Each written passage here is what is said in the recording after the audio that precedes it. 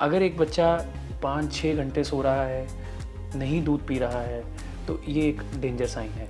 अगर आंखें बंद हैं लेकिन बच्चा मुंह चला रहा है, एक्टिव है, दूध पी रहा है, तो आप उसको दूध पिलाइए। सो जब बच्चा दूध नहीं पीता है for prolong period of time, लंबे समय तक बच्चे ने दूध नहीं पिया, तो जो ब्लड शुगर लेवल है बच्चे का वो फॉल हो जाता है। So lethargy, poor feeding, decreased urine output, ये सब जब आपस में कनेक्टेड हो जाते हैं तो ये डेंजर साइन बन जाते हैं, हमें इस केसेस में दिखाना है। इनकंसोलेबल क्राइंग है, लगातार रो रहा है, आपने सब करके देख लिया, नहीं चुप हो रहा है, डेफिनेटली डॉक्टर को दिखाना है। पहले 5-6 दिन खासतौर अगर आपको लगे कि बच्चा बहुत पीला लग रहा है, बहुत ज़्यादा येलो है, वो येलोनेस उसके फेस पे भी है, चेस्ट पे भी है, बॉडी पे भी है, हाथ पैर पे भी दिख रही है, ये डेंजर साइन है। बेबी का फीड लेते हुए वो बीच में थक जा रहा है, बहुत पसीना आ रहा है, ओवर स्वेटिंग हो रही है बेबी को, तो अगेन एक डेंजर साइन है। आपके घर में अगर कोई नवजात बच्चा है तो ये वीडियो ज़रूर देखिए आखिर तक। वीडियो पसंद आ जाए तो लाइक और शेयर कर दीजिएगा। आज हम बात करने जा रहे हैं नवजात बच्चों में खतरे के कौन से ऐसे साइंस होते हैं, कौन से ऐसे लक्षण हैं जिन पर ध्यान देने की ज़रूरत है और तुरंत डॉक्टर से संपर्क करने की ज़रूरत है। हमारे साथ child specialist doctor Saurabh Kapoor है, उनके साथ बात करते हैं। Welcome sir. Danger science in newborn. तो आई थिंक ये बहुत ही इम्पॉर्टेंट टॉपिक है और ये जनरल पब्लिक अवेयरनेस भी मुझे लगता है कि इससे हमें करनी चाहिए, क्योंकि न्यूबॉर्न बेबीज़ हमारे सबके कोई ना कोई अराउंड ज़रूर होते हैं और ये एक ऐसी चीज़ है जो कंटिन्यूसली ऑनगोइंग प्रोसेस है। तो जैसे हमारी एजिंग हो रही है तो बुज़ुर्ग भी हैं और बच्चे भी हैं, सबके घरों में हैं। तो अगर हमें कुछ डेंजर साइंस पता हो, क्योंकि हम तो चलो न्यूबॉर्न्स की बात करेंगे, लेकिन जैसे अडल्ट्स में है तो जीरियाट्रिक पॉपुलेशन की, बूढ़ों की बात की जाती है कि क्या डेंजर साइंस होते हैं, कब उनके साथ हमें केयरफुल होना है। ऐसी कार्डियोलॉजी में होता है, जो हार्ट के स्पेशलिस्ट हैं वो हार्ट के डेंजर साइंस बताते हैं। तो हमारी फील्ड में जो न्यूबॉर्न बेबीज़ हैं या जो ऐसे मतलब हमारे में स्पेशल ये है कि वो बेबीज़ हमें कुछ बता नहीं सकते, तो हमें ज़्यादा अलर्ट होने की हाँ, ज़रूरत तो है। हमारी जो मोर ऑफ साइंस जो है वो साइंस के बेस पे बेस्ड होती है, साइंस के ऊपर, सिम्टम्स नहीं होते। तो सिम्टम्स वो चीज़ है जो पेशेंट हमें बता सके, साइंस वो हैं जो हमें पिक करने हैं पेशेंट से। तो पीडियाट्रिक्स या न्यूबॉर्न एक ऐसी पॉपुलेशन है जहाँ पे हमें ज़्यादा साइंस के ऊपर रिलाई करना पड़ता है।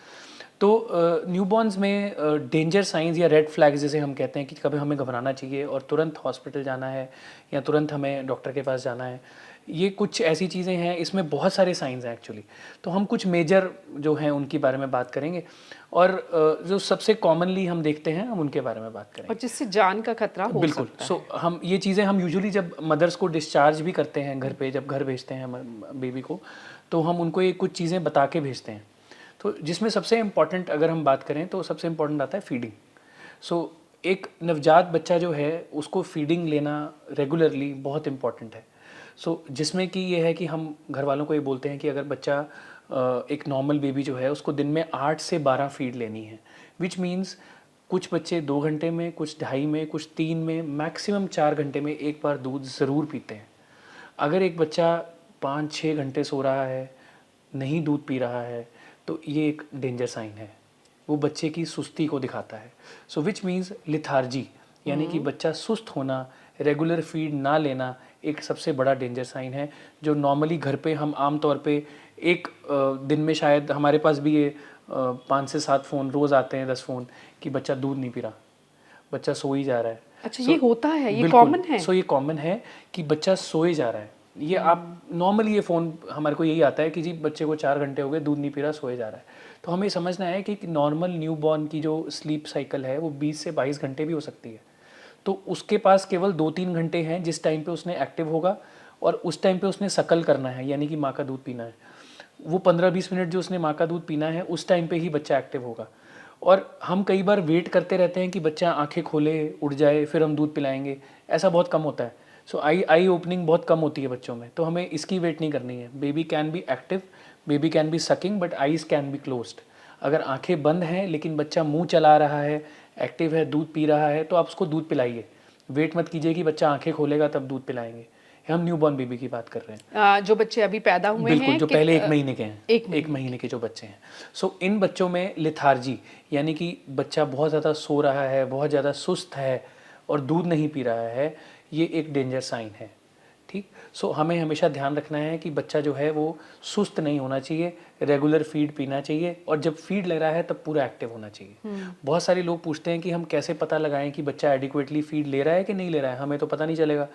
तो उसका एक सिंपल सा तरीका होता है कि यूरिन आउटपुट का हम ध्यान रखेंगे कि अगर बच्चा दिन में 6 से 8 बार पेशाब कर रहा है, यूरिन कर रहा है, दैट मीन्स उसका फीडिंग जो है, इनटेक है, वो ठीक चल रहा है। और इस पर हमने आपके साथ एक वीडियो बनाई है कि कितने दूध से बेबी का पेट भरता है। डिस्क्रिप्शन में उस वीडियो का लिंक है, आप वो देख सकते हैं। बिल्कुल। तो वो अगर हम ये देख रहे हैं कि बच्चा सुस्त है, लेथार्जिक है, फीड भी नहीं ले रहा है और यूरिन भी कम पास कर रहा है, सो ये सब मिलके एक डेंजर साइन हो गया है कि हमें इसको डॉक्टर के पास लेके जाना है और दिखाना है। राइट। उस टाइम पे हम वेट नहीं करेंगे। सो दिन में 4 से 6 घंटे के बाद एक बार यूरिन ज़रूर आना चाहिए, ये मिनिमम है। मैक्सिमम बच्चा 10 बार, 12 बार, 15 बार भी कर सकता है, 20 बार भी कर सकता है, लेकिन मिनिमम 4-6 घंटे में एक बार ज़रूर बच्चे को यूरिन पास करना चाहिए। तो 6 to 7 आवर्स की एक विंडो है जो हम देते हैं घर वालों को कि अगर 6 घंटे तक बच्चे ने यूरिन नहीं किया तो आप ज़रूर अपने डॉक्टर को दिखाओ कि क्या इशू आ रहा है। ये लिथार्जी इन इट सेल्फ, क्योंकि जब बच्चे सुस्त हो जाते हैं, फीड नहीं लेते हैं, और ये सुस्त होने का कारण, ये बहुत सारे कारण हैं। एक हाइपोथर्मिया, यानी कि बच्चे के आसपास बहुत ठंड है, तो अब सर्दियाँ आ रही हैं, अगर बच्चा कवर्ड नहीं होगा, हमने अपनी वीडियोस में पहले भी बताया है कि सिर, हाथ और पाँव बच्चे के कवर्ड रखने हैं। जितने कपड़े हम पहन रहे हैं विंटर्स में, उससे 2 लेयर ज़्यादा ऊपर रखनी है। तो ये चीज़ें हमने बताई हैं। अगर बच्चा गर्म नहीं होगा, ठंडा होगा, तो वो सुस्त हो जाएगा। राइट। और तो बहुत इंपॉर्टेंट, सर्दियों में बच्चों का, नवजात बच्चे का कैसे ख्याल रखें, उस पर भी आपके साथ वीडियो है, और जो मिलियन लोगों ने देखा है, आपने नहीं देखा तो आप देख सकते हैं, डिस्क्रिप्शन में लिंक दिया हुआ है।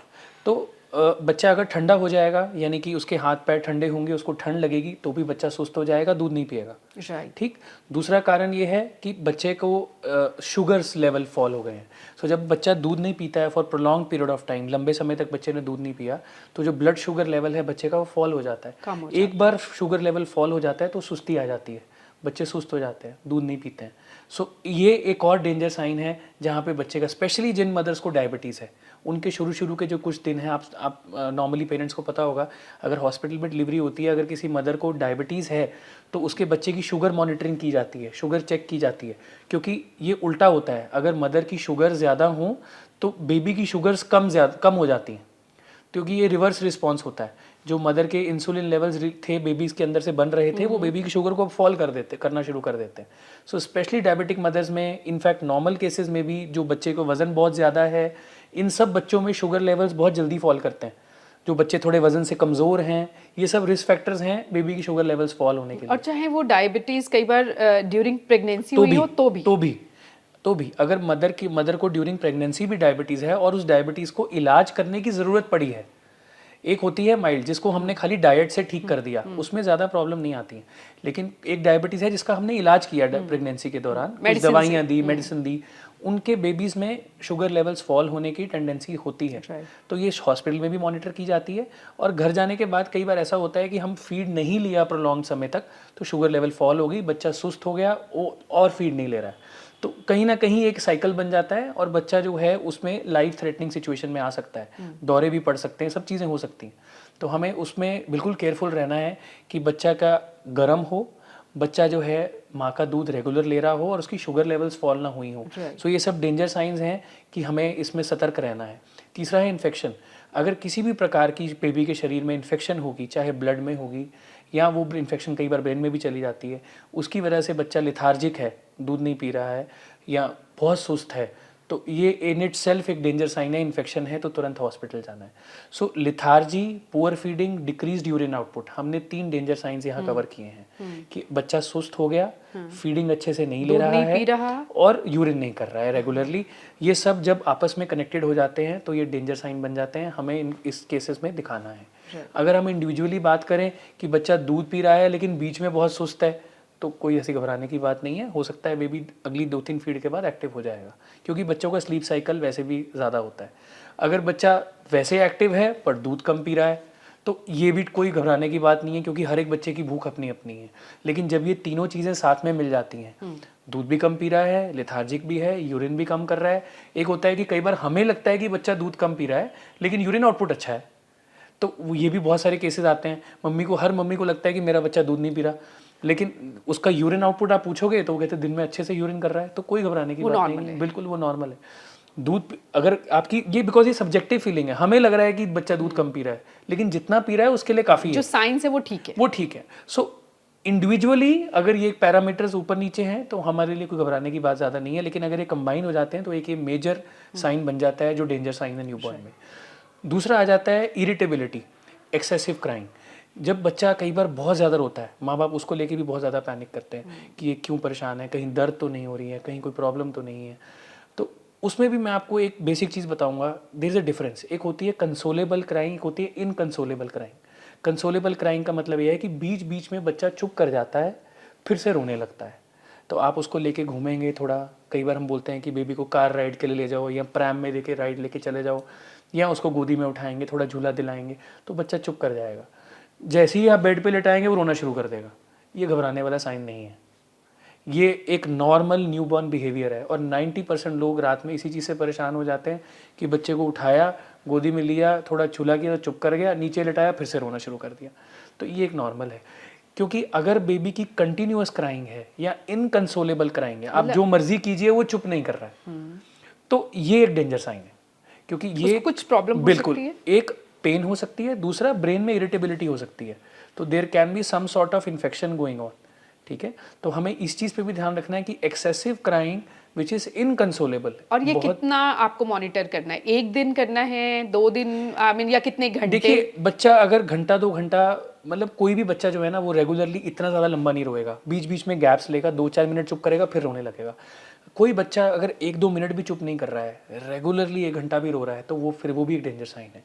1 घंटा लगातार नहीं रोता है कोई भी बच्चा, क्योंकि ये वो कई थक बार भी जाते हैं हमें बच्चे। लगता है कि बच्चा रो रहा है लगातार 1 घंटा, बट वो बीच में 1-2 मिनट ज़रूर चुप करेगा, 2 मिनट के लिए काम डाउन होगा, आप फीड कराने की कोशिश करेंगे, काम डाउन होगा, तो कहीं ना कहीं किसी ना किसी तरीके से काम डाउन होगा। लेकिन जैसे ही वापस उसको वो कंफर्ट लेवल से बाहर जाएगा फिर से रोना शुरू करेगा, तो वो एक अलग तरीके की चीज़ है। लेकिन अगर वो कंटिन्यूसली रोए जा रहा है, चुप ही नहीं कर रहा है, एक्सेसिव क्राइंग है, इरिटेबल है, लगातार बच्चा रो ही जा रहा है, तो आपको इनकंसोलेबल ध्यान क्राइंग देना है, है। बिल्कुल इनकंसोलेबल क्राइंग है, लगातार रो रहा है, आपने सब करके देख लिया नहीं चुप हो रहा है, डेफिनेटली डॉक्टर को दिखाना है, ये इमीडिएटली हॉस्पिटल जाके ये दिखाना चौथा साइन है। बिल्कुल। सो ये इन इट सेल्फ एक डेंजर साइन है, जब बच्चा इनकंसोलेबल क्राइंग करे, बहुत इरिटेबल हो, आंखें मीच के रो रहा है। आप सब करके देख चुके हैं, कार राइड दे चुके हैं, जो भी हम कोलिक पे भी हमने पीछे बात की थी, कोलिक के लिए जो कर सकते हैं वो कर चुके हैं, लेकिन नहीं रो रहा है, तो इनकंसोलेबल क्राइंग अगेन एक डेंजर साइन है। तीसरा हम जो बात करेंगे, शुरू के दिनों में एक्सेसिव येलोनेस या पीलापन, या जिसे जॉन्डिस कहते हैं हम, तो अगर हमें लगे कि फर्स्ट 24 आवर्स में या फर्स्ट 48 आवर्स में, तब तो आप यूजुअली हॉस्पिटल में होते हैं। इनफैक्ट घर जाके भी आपको लगे 1-2 दिन में, पहले 5-6 दिन खासतौर, अगर आपको लगे कि बच्चा बहुत पीला लग रहा है, बहुत ज़्यादा येलो है, वो येलोनेस उसके फेस पे भी है, चेस्ट पे भी है, बॉडी पे भी है, हाथ पैर पे भी दिख रही है, ये डेंजर साइन है। So mild jaundice, mild to moderate jaundice is acceptable. उस जॉन्डिस को हम वेट एंड वॉच भी कर सकते हैं, लेकिन जब जॉन्डिस इतना सीवियर हो जाए कि जो डेप्थ हो, बहुत गूढ़ा पीला रंग आ जाए बच्चे को, आंखें बहुत पीली लगें, शरीर पे बहुत डीप येलोनेस लगे, हाथ पैर पीले लगें, ये एक डेंजर साइन है। इसमें हमें इमीडिएटली हॉस्पिटल लेके जाना है बच्चे को, और वेट नहीं करनी है। सो जॉन्डिस इन इटसेल्फ, बच्चा बहुत ज़्यादा पीला है, ये भी एक रिस्क फैक्टर है। सो अभी तक जो हमने बात करी, lethargy, feeding, urine output, excessive crying, jaundice, अगली आती है जो हमने यूरिन स्टूल की बात की थी, उसकी फ्रीक्वेंसी की, कि फ्रीक्वेंसी, छठा साइन, बिल्कुल फ्रीक्वेंसी जो है वो नॉर्मल होनी चाहिए। अगेन वो उसके साथ लिंक्ड है, जैसे हमने पहले बताया, अगर बच्चा रेगुलरली यूरिन कर रहा है कोई प्रॉब्लम नहीं है। स्टूल की फ्रीक्वेंसी बहुत वेरिएबल होती है, ये हम पहले भी बता चुके हैं। बच्चा कई बार एक दिन में 10 से 15 बार पॉटी करे तो भी नॉर्मल है, हम न्यूबॉर्न बेबी की बात कर रहे हैं, और वो पॉटी पतली ही आती है, पानी जैसी आती है, फटी फटी आती है, दाने अलग पानी अलग, ये नॉर्मल पॉटी है बच्चे की। सो ये बहुत सारे पेरेंट्स घबरा जाते हैं कि लूज मोशन लग गई बच्चे को। कई बार सर्दियों में ग्रीन पॉटी भी बच्चे करते हैं। ग्रीन पॉटी भी आ सकती है बीच बीच में, क्योंकि ये ग्रीननेस जो है, जो ग्रीन कलर है, हमारे बॉडी का पिगमेंट है इंटेस्टाइन में, बाइल, उससे आता है, तो वो आ सकता है बीच बीच में, घबराना नहीं। सो ये सब चीज़ें नॉर्मल हैं। लेकिन अगर हमें लगे, और अच्छा यही चीज़ अगर बच्चा 5-6 दिन में एक बार पॉटी कर रहा है और वैसे कंफर्टेबल है, कोई प्रॉब्लम नहीं है, गैस पास कर रहा है, तो भी कोई घबराने की ज़रूरत नहीं है। सो एक दिन में 10 to 12 टाइम्स बच्चा पॉटी करे तो भी कोई दिक्कत नहीं। खास तौर पे बहुत सारे पेरेंट्स बोलते हैं कि बच्चे ने फीड लिया और साथ ही पॉटी कर दिया, ये बिल्कुल नॉर्मल है। तो हम अपने दर्शकों को सबको बताना चाहेंगे और अवेयरनेस करेंगे कि ये नॉर्मल है, इसमें घबराना नहीं। ये ऐसा नहीं, हम इस पर आपके साथ एक वीडियो बना चुके हैं, डिस्क्रिप्शन में लिंक दिया हुआ, आप देख सकते हैं कि कितनी बार बच्चे की पॉटी नॉर्मल है। और उसमें हमने बात की थी, आपने बताया था कि ऐसा नहीं होता कि बच्चे ने दूध पिया और तो वो दूध निकल गया पॉटी। बिल्कुल, सो ऐसा नहीं है। तो ये नॉर्मल है पॉटी करना बच्चे का 10-12 बार दिन में, 5-6 दिन में एक बार करना भी नॉर्मल है। ठीक, सो ये दो चीज़ें।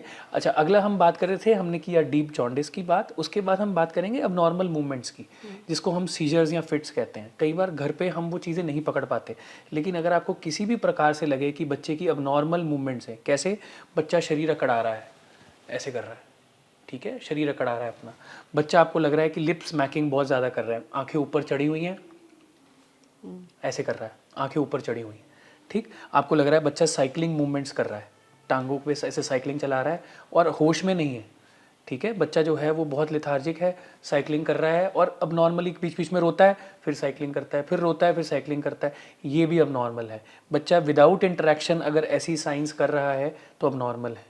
किसी भी प्रकार के कोई झटके लगे हाथ में आते हुए कि झटके आ रहे हैं हाथ में, ये हो सकते हैं सिंगल, बच्चों में ये सीजर्स भी होते हैं, जर्क्स होते हैं कई बार बच्चों में, जर्किंग। एक होती है नॉर्मल जर्किंग, जिसको हम नॉर्मल स्लीप में बच्चे डर जाते हैं, जैसे हम कहते हैं बच्चा डर गया, वो नॉर्मल फिनोमेना है। वो साउंड से हो सकती है, लाउड वॉइस से हो सकती है, हवा के से हो सकती है, आसपास लोग हैं उससे हो सकती है, लेकिन कंटिन्यूअसली ऐसा हो रहा है, दैट इज़ अब नॉर्मल। वंस इन एक बार हुआ, फिर बच्चा सो गया, दैट इज़ ओके। कंटिन्यूअसली ये अब नॉर्मल है। सो कोई भी अब नॉर्मल मूवमेंट्स अगर हो रही हैं बच्चे को, so they are not, they have to be immediately hospital जाना है, ठीक। दूसरा है कलरेशन की, हमने बात की थी, येलोनेस की हमने बात की, इसके साथ एक ब्लूइश डिस्कलरेशन की हम बात करेंगे, या बच्चा नीला पड़ गया, हाथ पैर नीले हो गए, ये भी बहुत कॉमनली देखा जाता है सर्दियों में खास तौर से। नजर आता है कि नीले हो रहे हैं? बिल्कुल बिल्कुल नज़र आता है बच्चे का। हम शायद हो सके तो वीडियो में हम एक फ़ोटो भी डाल देंगे। ये बच्चे के पैर और हाथ नीले पड़ने शुरू हो जाते हैं, विंटर्स में बहुत कॉमन है। सो अगेन इसमें मैं आपको बताऊंगा कि जब आपको लगे बच्चे के हाथ पैर ठंडे पड़ रहे हैं या नीले पड़ रहे हैं, तो उसमें कुछ चीज़ें इंपॉर्टेंट हैं। अगर हाथ पैर गर्म हैं और फिर नीले पड़ रहे हैं तो कुछ और कारण है। अगर हाथ पैर ठंडे हैं और फिर नीले पड़ रहे हैं तो कुछ और कारण है, ठीक। अगर हाथ पैर ठंडे हैं और नीले पड़े हुए हैं तो हमें पता है कि ठंड की वजह से हो सकता है, बच्चा वैसे एक्टिव है, ठीक है, हाथ पैर क्योंकि ठंडे थे इसलिए हमें उसको कवर करना है, हमें रूम का टेम्परेचर जो है ऑप्टिमाइज़ करना है और उसके हाथों पैरों को ढकना है, कवर करना है। 1 घंटे के बाद दोबारा असेस करना है कि क्या वो नॉर्मल कलर में आ गए, विच इज़ पिंक कलर या रेड कलर जो हम बोलते हैं बच्चों का होता है, उस कलर में आ गए कि नहीं आए, और फिर हाथ पैर गर्म होने के बाद भी तो डॉक्टर को दिखाना है। दूसरा, अगर हाथ पैर गर्म हैं लेकिन नीले पड़े हुए हैं, आपको लग रहा है कि ब्लूइश कलर के हैं, उसमें 2 कारण कॉमनली होते हैं। एक, कोई मेजर हार्ट कंडीशन ना हो, उसमें कई बार हाथ पैर नीले पड़ने शुरू हो जाते हैं, धीरे धीरे पहले हाथ पैर नीले पड़ते हैं, फिर मुंह के आसपास भी हमें नीलापन दिखना शुरू हो जाता है। सो मुंह के आसपास का नीलापन भी एक डेंजर साइन होता है। और दूसरा, कई बार खून बहुत गाढ़ा होता है या हीमोग्लोबिन बहुत ज़्यादा होता है, आम भाषा में कहते हैं खून बहुत गाढ़ा है, तो हीमोग्लोबिन लेवल्स बच्चों के कई बार बहुत हाई होते हैं, उसकी वजह से भी कई बार हमें ऐसी फीलिंग आती है कि पैर जो है ना वो डार्क ब्लूइश रेडिश टिंज में हमें दिखता है, तो हम उसको घबरा जाते हैं कि ये नीले पड़ तो रहे हैं। ये कितने घंटे देखने की जरूरत है या न्यूबॉर्न पीरियड की बात कर रहे हैं हाँ, नहीं, हम एक दिन में, हमें वैसे बच्चा नॉर्मल घर आया, बच्चे के लेकिन पैर उसके गर्म, बाद बच्चे के पैर गर्म हैं लेकिन पैर नीले हैं, आपको लग रहा है हाथ पैर गर्म है लेकिन नीले हैं। 2-4 घंटे में आपने घर में देखा, नोटिस अगर वो किया? परसिस्ट कर रही है चीज़, आपने घंटा 2 घंटा देख लिया, उसके हाथ पैर गर्म हैं और नीले हैं, आपको इमीडिएटली हॉस्पिटल जाना है, ठीक है। ये तो इसमें कोई सोचने की बात नहीं है। हाथ पैर ठंडे हैं और थोड़ा सा ब्लूइश कलर के हैं तो आपके पास टाइम है, मोस्ट लाइकली बच्चे को ठंड लग रही है, आप उसको रैप करेंगे, गर्म करेंगे तो ऑटोमेटिकली हाथ पैर जो हैं वो वापस नॉर्मल शेड में आ जाएंगे। ये कैसे पता लगाना है कि गर्म हैं या ठंडे हैं, हमने पहले भी एक बार वीडियो में बताया है। हाथ के उल्टे पाम वाली साइड से बच्चे के पेट को टच कीजिए, जितना पेट गर्म है उतने ही हाथ और पैर गर्म होने चाहिए न्यूबॉर्न बेबी के। सो अगर वो जितना पेट ज़्यादा गर्म है और हाथ पैर कम गर्म है तो हाथ पैर ठंडे हैं। सो वेरी इजी टू, कई बार रिलेटिव होता है, हमारे हाथ ज़्यादा ठंडे होते हैं, हमें गर्म लग रहा होता है, तो इजी टू कंपेयर करने के लिए इजी है। अपने ही हाथ से बेबी का पेट टच करो, बेबी के हाथ टच करो, पैर टच करो, यू विल रियलाइज़ कि डिफरेंस क्या है, क्योंकि जो कोर ट्रंक का टेम्परेचर है, बॉडी का टेम्परेचर है, वो तो मेंटेन ही रहता है मोस्ट ऑफ द टाइम। तो bluish discolouration of the body, of the limbs, again एक डेंजर साइन है। उसमें अगर बच्चा ठंडा है तो आप वार्म कीजिए, अगर ठंडा नहीं है तो हमें उसको तुरंत हॉस्पिटल लेके जाना है, क्योंकि वो एक मेजर कंडीशन हो सकती है। राइट। ठीक। आखिरी के कुछ 1-2 पॉइंट्स के बारे में हम बात करेंगे, जिसमें यह है कि अगर हमें लगे कि बेबी का फीड लेते हुए वो बीच में थक जा रहा है, बहुत पसीना आ रहा है, ओवर स्वेटिंग हो रही है बेबी को, तो अगेन एक डेंजर साइन है, जिसको हम सक रेस्ट सक साइकिल बोलते हैं। कि बच्चा दूध पीता है, 2 मिनट रुक गया, रेस्ट लिया उसने, फिर वो दूध पीने लगता है, और साथ में उसको बहुत पसीना आ रहा है बच्चे को, है ना, तो बहुत जनरली बच्चा फीड लेता है तो रुकता ही है। रुकता है। बट बहुत फ्रीक्वेंटली अगर स्टॉप्स आ रहे हैं बीच में, एक तो हो गया बच्चा लेते हुए सो गया, थक गया या हाँ, एक है कि बच्चा एक्टिव है, जिसको हम सक रेस्ट सक साइकिल बोलते हैं। ये अगेन एक डेंजर साइकिल होता है, डेंजर साइन है, क्योंकि ये कार्डियक कंडीशंस में ऐसा हो सकता है जब हार्ट की प्रॉब्लम्स होती हैं। सो बच्चा एक्टिव है, दूध पी रहा है, एक्टिविटी करते हुए, आंखें खुली हैं, बच्चा दूध पी रहा है, दूध पिया उसने, फिर छोड़ दिया, सांस फूली हुई थी, वापस उसने थोड़ा सांस भरी और फिर से दूध पीना शुरू किया। ये आपको तब रियलाइज़ होगा जब बच्चे की सांस भी फूलनी शुरू हो जाती है साथ में, क्योंकि वो उसके लिए एक्सर्शन वाला काम है। तो ये अगेन एक डेंजर साइन है कि बेबी सक रेस्ट सक कर रहा है, दूध पीता है, सांस फूल जाती है, फिर थोड़ा रेस्ट करता है, फिर दूध पीता है, लेकिन वैसे एक्टिव है। जो आमतौर पे हम बात कर रहे हैं कि बच्चा बीच में रुकता ही है, वो सो जाते हैं बच्चे। आप दूध पिलाया, बच्चा दूध पीते पीते सो गया, थक जाता है तो वो सोता है। सो गया, सोने पे आप उसको उठाएंगे वो फिर से पीने लग जाएगा, उसकी सांस में कोई दिक्कत नहीं होगी, बच्चा वैसे बिल्कुल और ठीक स्वेटिंग, होगा। पसीना भी कोई नहीं आएगा, excessive इसमें sweating पसीना नहीं भी है। आएगा। बिल्कुल एक्सेसिव स्वेटिंग हो सकती है, फोरहेड पे, माथे पे स्वेटिंग हो सकती है एक्सेसिव, मतलब एक तो सांस फूलना और पसीना एक्सेसिव आना। स्वेटिंग आना, और ये साइकिल ब्रेक ब्रेक करके होना। ये तीसरा और लास्ट जो हम बात करेंगे ब्रीदिंग की। अगर किसी भी प्रकार से हमें लगे बेबी की अबनॉर्मल ब्रीदिंग है, नॉइजी ब्रीदिंग की हमने पहले भी एक वीडियो बनाई है, बिल्कुल। सो अगर नॉइजी ब्रीदिंग की आई थिंक लोग देख सकते हैं वो वीडियो। कोई भी अब नॉर्मल ब्रीदिंग लगे, फास्ट ब्रीदिंग लगे, बच्चा तेज तेज सांस ले रहा है, बच्चे यूजुअली फास्ट ब्रीदिंग ही करते हैं, लेकिन 1 मिनट में यूजुअली 60 बार के आसपास सांस लेते हैं। लेकिन अगर ये, और उसमें बीच में ब्रेक आती है, फास्ट ब्रीदिंग लिया, ब्रेक ले लिया थोड़ा, फिर फास्ट ब्रीदिंग लिया, फिर ब्रेक, तो ये ब्रीदिंग पीरियोडिक ब्रीदिंग होती है, ये नॉर्मल ब्रीदिंग कहते हैं।